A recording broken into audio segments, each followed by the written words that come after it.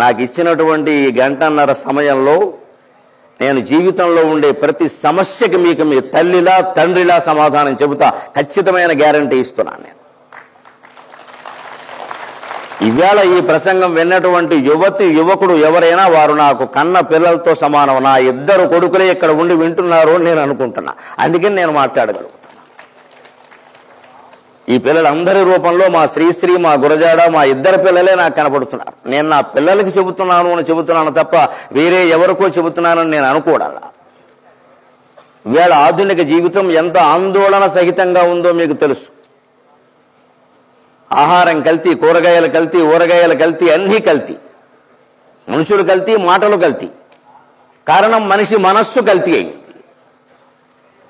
ప్రతి వాళ్ళకి వీళ్ళ బాగా పట్టుకున్నది ఏమిటంటే డబ్బు సంపాదించడం ఎలా, డబ్బు సంపాదించడం ఎలా, డబ్బు సంపాదించడం ఎలా. అది కూడా వీలైనంత తొందరగా 2 నిమిషాల్లో 2 కోట్లు ఎలా వస్తాయి? వాడిని చంపేస్తే వస్తాయి, చంపేయి. తల్లిని చంపేస్తే ఆస్తి వస్తుంది, చంపేయి. ముసలావిడ ఏం చేస్తుంది ఇప్పుడు ఉండి? వేసేయి. నువ్వు ఇంత చదువుకున్నావు కదా అంటే చదువుకున్నది అందుకేగా, వేసేయి. చదువులో ఎక్కడ తల్లిని చంపొద్దని చెప్పలేదండి. మన పాఠ్య ప్రణాళికల్లో ఎక్కడా లేవు. ఎంతసేపు ఇంగ్లీష్ మీడియం, ర్యాంకులు ర్యాంకులు ర్యాంకులు ర్యాంకులు ర్యాంకులు. యుడ్ గెట్ ఫస్ట్ ర్యాంక్, నీకు ఫస్ట్ ర్యాంక్ రావాలి, నీకు ఫస్ట్ ర్యాంక్ రావాలి, నీకు ఫస్ట్ ర్యాంక్ రావాలి, అంతే. ఈ ర్యాంక్ రావడం కోసం ఎంతమందిని తొక్కేసినా పర్వాలేదు. కానీ ఈ ఆందోళన ఇదివరకే ఉంటుంటే ఇక్కడ మనం సరస్వతీదేవి విగ్రహాన్ని పెట్టుకుని, ఆ తల్లి విగ్రహాన్ని పెట్టుకుని ఇంత పూజ చేసుకుని కార్యక్రమాన్ని ప్రారంభించాల్సిన అవసరం లేదు. మన దేశం కోల్పోయింది వాళ్ళ విగ్రహాన్ని కాదండి, సరస్వతి లక్షణాలను కోల్పోయింది. ఒక్కసారి ఆ విగ్రహాన్ని చూడండి మీరు. దండలేసి దండాలు పెట్టడం కాదమ్మా. ఆ విగ్రహానికి 4 చేతులు ఉంటాయి, 4 చేతుల్లో ఉన్నాయి. ఓ చేతిలో పుస్తకం ఉంది, ఓ చేతిలో జపమాల ఉంది, 2 చేతుల్లో వీణ ఉంది. ఆ తల్లికి ఆ లక్షణాలు మనకు అర్థమైతే సరస్వతి పుత్రులుగా, సరస్వతి సేవకులుగా ఆందోళన చెందే సమస్య లేదండి. 60 ఏళ్ళు వేళ నేను షష్ఠి పూర్తి జరుపుకున్నాను ఆనందంగా. 300 అష్టావధానాలు చేశాను, 10 శతావధానాలు చేశాను. 1000 మంది విద్యార్థులు కాదమ్మా విద్వాంసులు కూర్చొని ఉంటే వాళ్ళు 1000 పద్యాలు చెప్పమని అడిగితే ఒక్కొక్కరికి పద్యం 4 వాయిదాల్లో చెప్పి 4-5 20 రోజుల్లో 1000 పద్యాలు పూర్తి చేసి చివర ఒకే రోజున ఉదయం 9 నుంచి రాత్రి 9లోగా అన్ని పద్యాలు ఏకధాటిగా అప్పగించగలిగాం. అది సహస్రావధాని అంటే లెక్క. అంత పరిశ్రమ చేసినప్పుడు కూడా, అంత సాహసం చేసినప్పుడు కూడా, చేసింది 25 ఏళ్ళైంది. ఇప్పటికి తలుచుకుంటే నేనే చేశానా నాకే అనిపిస్తుంది చూస్తే. చేసింది నేనేనా అని. కానీ ఎందుకని చేయగలిగామంటే మీ ఎదురుగా రాతి బొమ్మలా ఉన్న అమ్మవారి కారణంగా చేయగలిగామమ్మా, అందులో సందేహం లేదు. ఆవిడ బొమ్మ కాదు, సాక్షాత్తు అమ్మవారు. మన విగ్రహారాధనలో మనం ఎంతసేపు వాటిని బొమ్మలుగా భావించి వాటిని ఆకులేద్దామా, పువ్వులేద్దామా, పసుపేద్దామా, కుంకమేద్దామా, పరుపేద్దామా, మంచమేద్దామా, మనం బయటికి పారిపోదామా, ఇదే గొడవ. 1,00,000 పత్రి పూజ చేసి నువ్వు బయటికి పారిపో, ప్రసాదం పంపించి, అంతే లెక్క. ఆ విగ్రహం ఏమిటి, ఆ తత్వం ఏమిటి, అందులో ఏమున్నా, ఇవేవి మనం అర్థం చేసుకోం. అర్థం చేసుకుంటే విద్య మొత్తం అర్థం అవుతుంది. ఇవాళ జేఎన్టీయూ కాదు, ఇంజనీరింగ్ కాదు, ఏ విద్య చదివిన ఏ విద్యార్థి జీవితంలో ఆందోళనకి లోనుగాడు. ఖచ్చితంగా జీవితంలో విజయం సాధించి తీరతాడు. మన భారతీయ సంస్కృతిలోనే ఆ విశేషం ఉంది. దాన్నే బమ్మెరపోతన్న గారు భాగవతంలో వర్ణిస్తున్నాడు. ఆ తల్లిని చూడండి ఒక్కసారి. క్షోణితలంబు నిన్ను దురుసోకగా మృక్కిను తింతు సైకత శ్రేణిని చెంచరీక జయ సుందర వేణిని రక్షితామర శ్రేణికి తోయజాత భవ చిత్త వశీకరణైక వాణికి అక్షదామ శుక వారిజ పుస్తకరమ్య పాణికిన్. 4 చేతుల్లో 4 వస్తువులు ధరించిన సరస్వతీదేవికి నమస్కారం అన్నాడు బొమ్మెరపోతన్న. ఏమిటా వస్తువులు? అక్షదామ జపమాల, శుక చిలుక, వారిజ పద్మ, పుస్తక గ్రంథం, ఈ 4 ధరించిన సరస్వతి. ఇప్పుడు ఈ సరస్వతీదేవిని చూడండి మీరు. ఈ చేతిలో జపమాల ఉంటుంది ఖచ్చితంగా, కుడి చేయి పైకెత్తి ఉంటుంది, అందులో జపమాల ఉంటుంది, ఆవిడ తిప్పుతూ ఉంటుంది ఇలాగా. ఈ కింద ఓ చేయి ఉంటుంది, ఈ చేతిలో పుస్తకం ఉంటుంది, ఈ 2 ఖచ్చితంగా ఉంటాయి. కానీ మధ్యలో ఉన్న చిలుక పద్మానికి బదులుగా వీణ ఉంది. కారణం ఈవిడ లౌకిక సరస్వతి, లోకంలో విద్యలకు అధిష్టాన దేవత. అందుకే మనం కళాశాలలో ఈ రూపాన్నే ఆరాధన చేస్తాం. కానీ ఆత్మజ్ఞానం పొందే విద్య వేరే ఉంది. దాన్ని అధ్యాత్మ విద్య, స్పిరిచువల్ ఎడ్యుకేషన్ అంటారు. ఆ స్పిరిచువల్ ఎడ్యుకేషన్, అధ్యాత్మ విద్యకు మూలమైన దేవత పేరు సరస్వతి కాదు, శారద. వైదిక విద్యార్థి దేవత శారద, లౌకిక విద్యార్థి దేవత సరస్వతి. ఆ శారదాదేవి చేతుల్ని మీరు చూసి శృంగేరి పీఠం వారు ప్రకటిస్తారు శారదాదేవి చిత్రాన్ని. ఆ చిత్రాన్ని చూస్తే ఆవిడ ఇలా వీణ పట్టుకుని ఉండదు. ఆవిడ 4 చేతుల్లో 4 వస్తువులు ఖచ్చితంగా ఈ చిలుక, పద్మం, పుస్తకం, జపమాల ఉంటాయి. ఆ తర్వాత లౌకిక విద్యతో పాటుగా సంగీతాన్ని కూడా చేర్చి వీణను కూడా ఆవిడ 2 చేతుల్లో పెట్టారు. సంగీతానికి వీణ ప్రత్యేక, సాహిత్యానికి పుస్తకం ప్రత్యేక, ఈ జపమాల అధ్యాత్మ విద్యకి ప్రత్యేక. నువ్వు సాహిత్యం నేర్చుకో, సంగీతం నేర్చుకో, ఏం నేర్చుకో, అంతిమంగా నేనెవరు అనే 4 అక్షరాల ప్రశ్నకి హూయామై అనే ప్రశ్నకి అంతిమంగా ఆత్మస్వరూపమైన జవాబు దొరికే వరకు మన విద్య ముగియనట్టే లెక్క. అందుకే మీ విద్యాలయంలో, యూనివర్సిటీలో చాలా చోట్ల ఏమి రాశారో గమనించండి. నేను గమనించాను. విద్యయా అమృతమశ్నుతే, విద్యయా అమృతమశ్నుతే. ఇది నాకు వీసీ గారి మందిరం సహా, సభా మందిరం సహా, సమావేశ మందిరం సహా అన్ని చోట్ల కనపడింది. విద్యయా అమృతమశ్నుతే. ఈ అర్థం ఒక్కటి తెలుసుంటే చాలు కదా, ఇంకేముంది నేను మాట్లాడేది అనుకున్నాను. విద్యయా అమృతమశ్నుతే, విద్య వల్ల అమృతత్వాన్ని పొందాలి. కానీ ఇవాళ విద్యార్థులు మృతత్వాన్ని పొందుతున్నారమ్మా. నా బిడ్డలుగా భావించి బాధపడుతూ చెబుతున్నా. ఒక ర్యాంకు రాకపోతే చాలు, ఒక మార్కు తగ్గితే చాలు, అనుకున్న అమ్మాయి ప్రేమించకపోతే చాలు, అనుకున్న అబ్బాయి ఐ లవ్ యూ చెప్పకపోతే చాలు, దానికి తల్లిదండ్రులు అంగీకరించకపోతే చాలు, వెంటనే సీలింగ్ ఫేనాయ విద్మహే చున్నీ కంఠాయ ధీమహి తన్నో చావు ప్రచోదయాతు అయిపోయినట్టే లెక్క. ఏదైనా ఒక్క చిన్న విషయంలో తేడా రాగానే సరిపోవడానికి సిద్ధపడుతున్నామే. మరి ప్రతి గోడ మీద విద్యయా అమృతమశ్నుతే, అమృతం ఎక్కడుంది? మృతం తప్ప. నువ్వు నిజంగా చదువుకుంటే అమృతత్వాన్ని పొందాలి కదా. మృతిని ఎందుకు ఆహ్వానిస్తున్నావు? ఎందుకంత భయపడుతున్నావు జీవితానికి? సమస్త వేదాంత శాస్త్రాలు జగన్మిథ్య అని చెప్పే. జగత్తు మిథ్య, జీవితం ఒక స్వప్నం. It's nothing but a dream.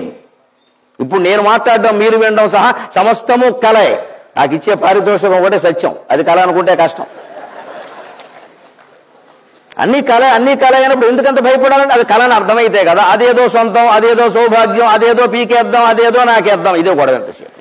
ఆ భోగం, ఇంకేదో తినేద్దాం, ఇంకేదో అనుభవించేద్దాం, ఇంకేదో తాగేద్దాం, ఇంకేదో అనుభవించేద్దాం, అక్కడేదో ఉందట, ఇక్కడేదో ఉందట. అందుకని చివరికి ఎలా మారింది? ఉద్యోగం గ్యారంటీ కాదని వివాహం కూడా గ్యారంటీ కాకుండా పోయింది. వివాహంలో కూడా అపశృతులు బయలుదేరుతున్నాయి. ఇవాళ మావిడాకులు, రేపు విడాకులు. ఇవాళ పెళ్లి చేసాం, మావిడాకులు కొట్టాం, రేపొద్దున విడాకులు అవుతున్నాయి ఏడాది తిరగకుండా. ఇవాళ 3 ఏళ్ళు ఎవరన్నా కలిసి కాపురం చేస్తే పద్మశ్రీ ఇచ్చేయచ్చు. ఇంకా 10 ఏళ్ళు కాపురం చేశారనుకోండి, భారతరత్న తిరుగులేదు. అయ్యి బాబాయ్, 10 years with the same person, how is it possible? వెంటనే ఆశ్చర్యపోతారు మన యువతను. 10 ఏళ్ళ ఒక్కరితో కాపురం ఎలా సాధ్యమైంది? ఇక్కడ 60 ఏళ్ల వాళ్ళు, 70 ఏళ్ల వాళ్ళు, పెద్దవాళ్ళు అందరూ కూర్చున్నారా? వాళ్ళని అడిగితే చెబుతారు వాళ్ళ వయస్సులు 60 కాదమ్మా, వాళ్ళ పెళ్ళే 60 ఏళ్ళైంది. అదే భర్త, అదే భార్య, అదే అనారోగ్యాలు, అదే ఆరోగ్యాలు, అదే ఆస్తులు, అదే అప్పులు, అదే సంతానం లేకపోవడాలు, అదే సౌభాగ్యాలు, అదే దౌర్భాగ్యాలు, అన్నిటినీ వాళ్ళు తట్టుకున్నారండి. మనం ఈ చిన్నదాన్ని తట్టుకోలేకపోతున్నాం. ఒక్క నిమిషం కరెంటు పోయిందంటే ఏం లేస్తాం? మన ఓపిక అదొక్కటి చాలు పరీక్ష. ఒక్క నిమిషం కరెంటు పోతే తట్టుకోలేము. చెమట పడితే తట్టుకోలేము, వేడి వస్తే తట్టుకోలేము, రేపొద్దున కష్టం వస్తే ఎలా తట్టుకుంటామమ్మా? ఆ తట్టుకునేలా చేసేది విద్య. అందుకే విద్యకి నిర్వచనం ఏం చెబుతున్నారు అంటే, అమ్మవారి చేతిలో 4 ఉన్నాయండి. అక్షదామ సుఖ వారిజ పుస్తకరమ్యపానికి 4 ఎందుకు ఉంటాయంటే, భారతీయుడైన వాడికి ప్రత్యేకంగా వైదిక ఋషులు హిందూ ధర్మం చెప్పిన మాటమ్మ. 4 పురుషార్థాలు సాధించాలి మనం ఎవరైనా సరే. పురుషార్థాలంటే మగవాడు అనుకోకండి, పొరపాటు మాట.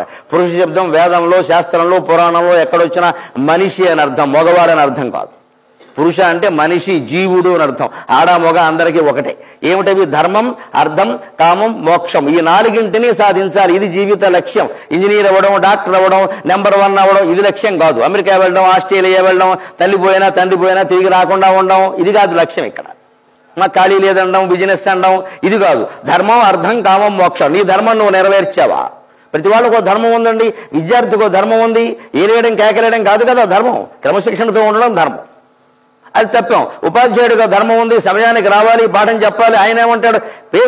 స్టూడెంట్స్కి ఇంట్రెస్ట్ లేదండి. నీకు ఇంట్రెస్ట్ లేదో నీ పాఠం నువ్వు చెప్పరాదా? ఎందుకు వచ్చిన గొడవది? అబ్బాయి ఇంట్రెస్ట్ లేదు, వాడికి ఇంట్రెస్ట్ మనకి నిమిత్తం.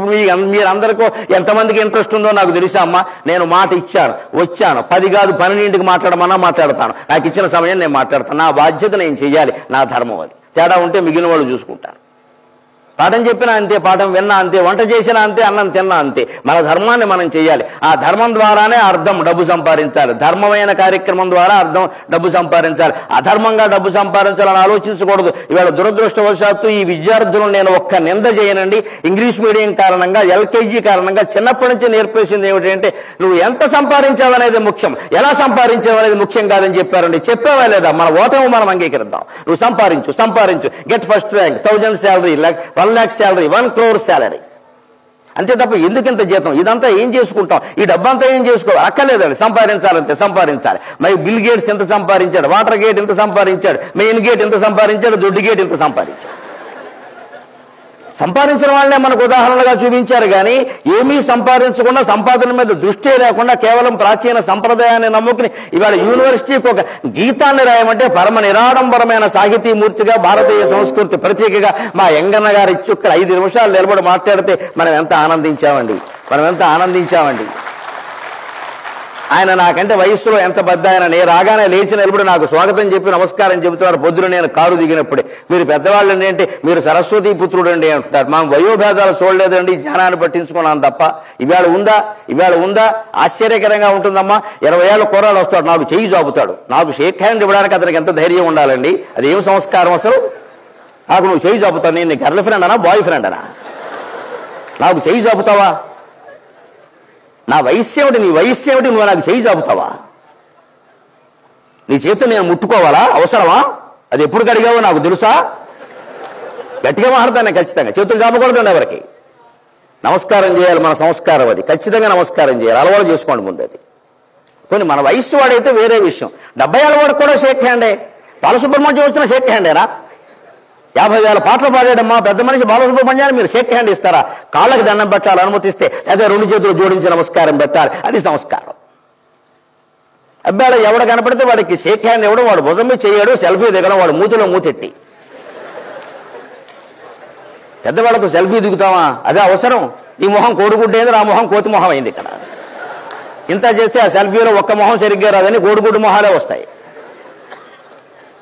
ముందు ఇది నేర్చుకోవాలండి. పెద్దవాళ్ళు నీకంటే వయస్సులో పెద్దవాళ్ళు, ఆడ మగ ఎవరు కనపడినా సరే 2 చేతులు జోడించి నమస్కారం చేయాలని, చేయి చాపకూడదు పొరపాటును కూడా. ఇది మన సంస్కారమే కాదు, మన పద్ధతి కాదు, విదేశీ పద్ధతి అది.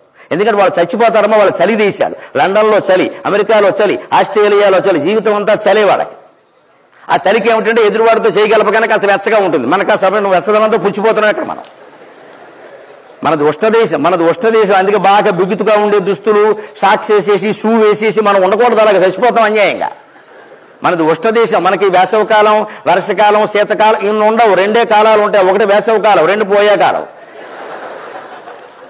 మన వాతావరణమే ఉష్ణదేశం. ఇక్కడ మనం ఎంతసేపు వేడికి తగిన పరిహారం చేసుకోవాలి కానీ చలికి పరిహారం చేయాల్సిన కర్మ మనకి లేదు. ఈ దేశంలో చలి ఎప్పుడు అంత దారుణంగా ఉండదు.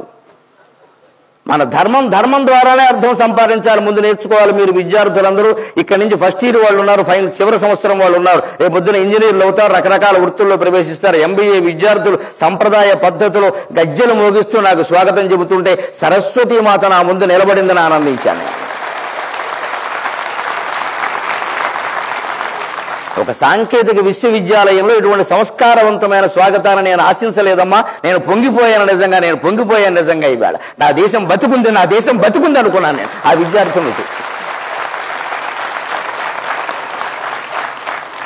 చాలా చోట్ల మనుషులను చూసి నా దేశం పోయింది అనుకున్నా. ఇవాళ వాళ్ళని చూస్తే నా దేశం బతుకుంది, ఇంకా నేను మాట్లాడాలి, నా దేశం బతుకుంది కదా. మన సంస్కృతిని బతికించుకోవాలి, మన సంస్కారాన్ని బతికించుకోవాలి. అందుకే ఈ విగ్రహాలు ఊరికే దండేసి పారిపోవడానికి కాదు. ఇక్కడ ధర్మాన్ని సాధించాలి, ధర్మంగా నువ్వు అర్థం సంపాదించాలి.